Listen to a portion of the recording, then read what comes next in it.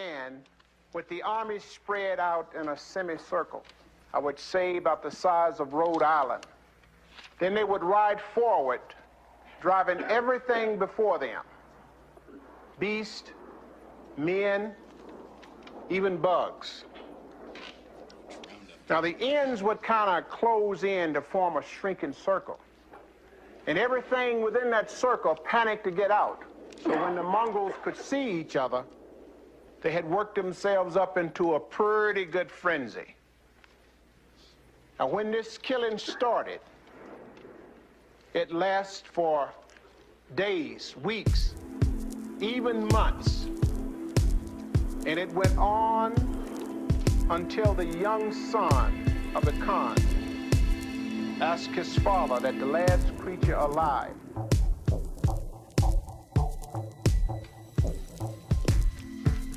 be allowed to go free. Oh, now, my friend. Oh, now. Ah, check it out. All right. That's pretty cool, though. I would say they were way off course.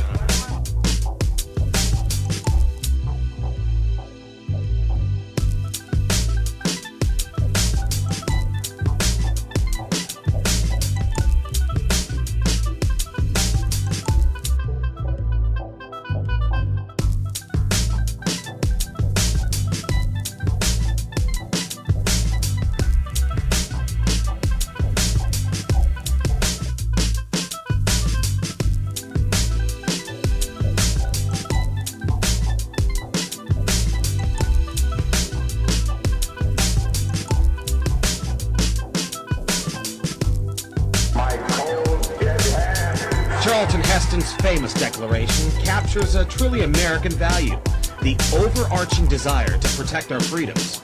But gun confiscation is exactly what happened during the state of emergency following Hurricane Katrina in New Orleans. U.S. troops also arrived, something far easier to do even now thanks to last year's elimination of the 1878 Posse Comitatus Act. That forbid U.S. troops from policing on American soil. If martial law were enacted here at home, like depicted in the movie The Siege, easing public fears and quelling dissent would be critical. And that's exactly what the Clergy Response Team, as it's called, helped accomplish in New Orleans. Of the detention camp mechanism that exists, they do not feel that it will be safe to transfer prisoners on the ground. That's why a large preponderance of the aircraft that they've received are heavy-lift aircraft, capable of moving large numbers of people at once. Because of this, the Chinook's mission will be to transfer from pickup points personnel who have been acquired and are put in temporary holding sites outside of each municipality.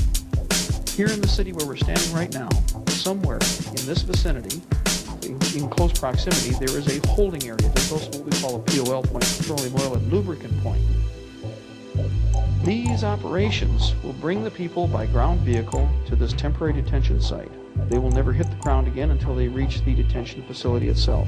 They will be picked up by the rotary wing aircraft, flown directly to the primary detention site that's closest, or to a sorting facility where it will be determined whether or not they are a high threat or a low threat. Remember, MJTF police, their mission is separation and categorization of men, women, and children. They will not take some individuals. It's easier just to take the whole family if you feel it's a threat. Can we win? Absolutely. Will we win?